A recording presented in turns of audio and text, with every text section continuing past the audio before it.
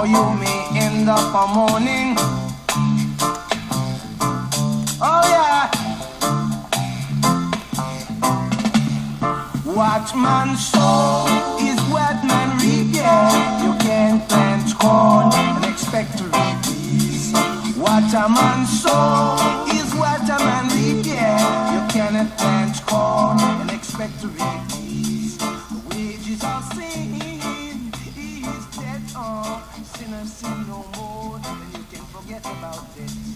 If me did know, shall we be Christ, the Lord shall say the Man was made in the image and likeness of God, which is in fact, that is declared in the first chapter of the Bible. Who God is and what God is remains a mystery for so many people, even those who claim to know Him. For some reason, mankind has reversed the idea presented in the Scriptures, considering that God was made in the image of man. So we begin with this man image of God, and thereby cloud our understanding of who we are in darkness and superstition. But God is not a man. So look at ourselves and try to see and understand, or to know God is a exercise in futility. What exactly does the Bible mean when it says that we are created in the likeness and image of God? First of all, we need to understand that God is a spirit. Spirit does not function the same as a human being. Our intelligence is gathered through our physical response to our environment. We must respond to heat, cold, pain, and fear as we become aware of these ever-changing conditions that we are being monitored by our 5 natural senses. Jesus told us God is spirit. His worshipers must worship in spirit and truth.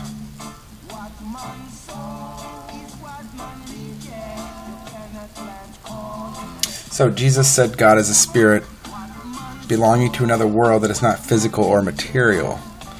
God is therefore invisible to our natural eyes and must function in a very different way. For instance, God does not respond to the headlines in the papers, which often produce feelings of fear in us, nor does He respond to conditions around Him as does mortal man. Our perception of life can be so distorted for us that we may even contemplate suicide. Man was created in the likeness and image of God, so it would be logical to assume that we were intended to function as God does, for we are spirit also. So let us consider how God functions. How did God create the heavens and earth? He simply spoke them into existence, just as He did for everything that is. When He was confronted by darkness, He did not get mad, nor did He fight with the thing that did not fit His plan. He simply said, "Let light be." And light was. This is the way spirit functions. And remember, we are spirit dwelling in a body. Consider for a moment how God created mankind. And God said, "Let us make man." And there was the man. This is how the Spirit functions. And God has revealed all these things to us to guide us. We must recognize that everything we can see today came out of the invisible world of spirit. So, everything we need today does not have to be manufactured in some processing plant, but is already there and available in the spirit world. But we continue to live as human beings, even though we know that in God we live and move and have our being. Jesus declared, "I and my Father are one."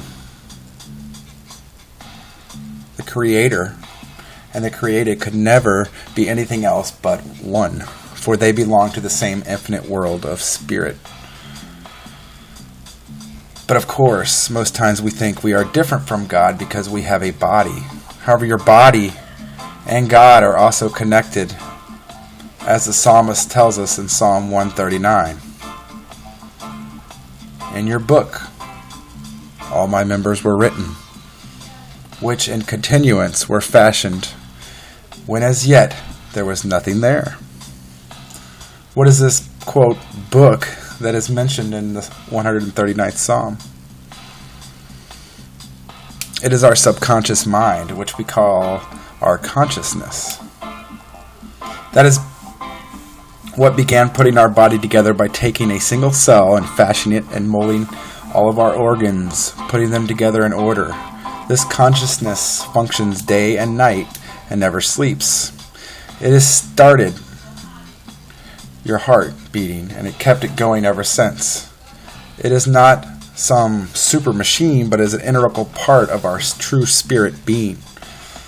We have never seen it, and we do not know what color it is or what shape it has, but within the spiritual part of our being lies all the knowledge of the universe, as well as the wisdom and power of God.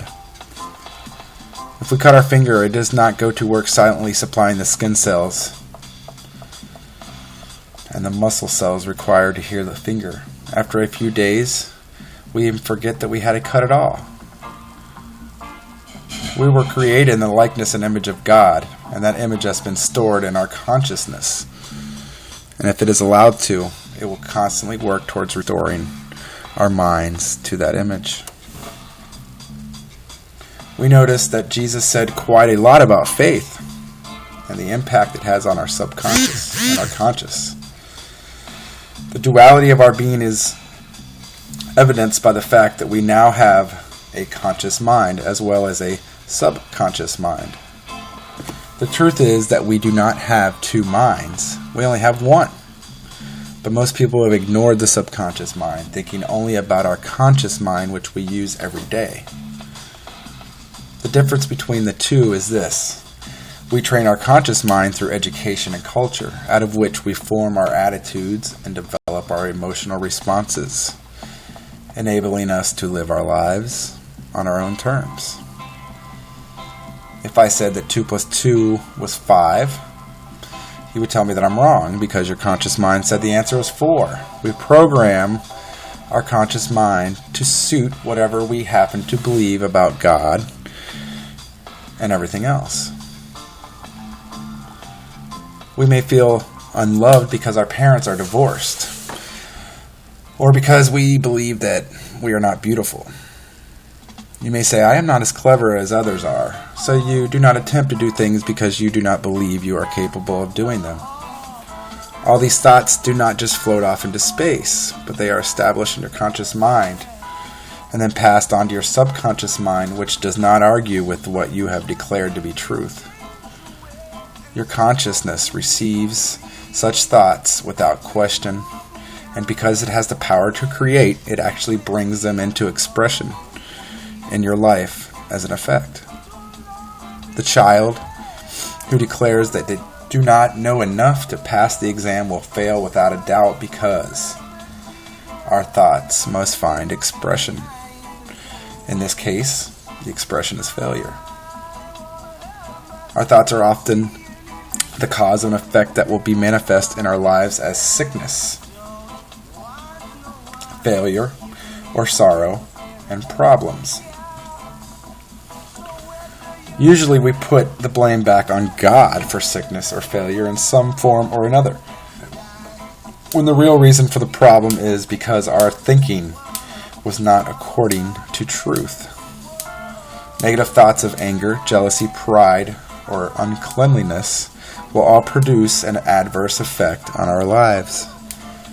Jesus came to the disciples who were in the boat walking on the water, and Peter completely disregarded what his conscious mind told him about not being able to walk on water and said to Jesus, "If that is you, then bid me to come to you, or invite me to do what you are doing. This is to walk on water." So Jesus said, "Come." and Peter threw his leg over the side of the boat and began to walk on water.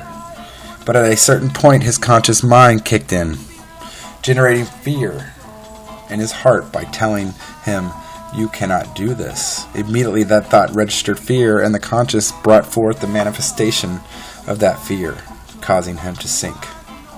Did Jesus rebuke him for thinking he could not walk on water? No. He simply said, "O ye of little faith, why did you doubt?" Because you could have proved the others wrong if you had not entertained a contrary thought. Again, the disciples were in a boat on the lake when a storm arose with a great wind that stirred up the water. Bringing fear into their hearts, Jesus was on board, sleeping peacefully through the storm without any fear at all. The disciples awakened him, saying, "Lord, save us, because we are all going to die by drowning." How could Jesus sleep while the disciples were having a minor heart attack? The truth for him was that it is impossible to sink the ship Jesus is in. The agitation of the disciples equated with the wind and waves, so they could not do anything about the storm, for they were probably the cause of it.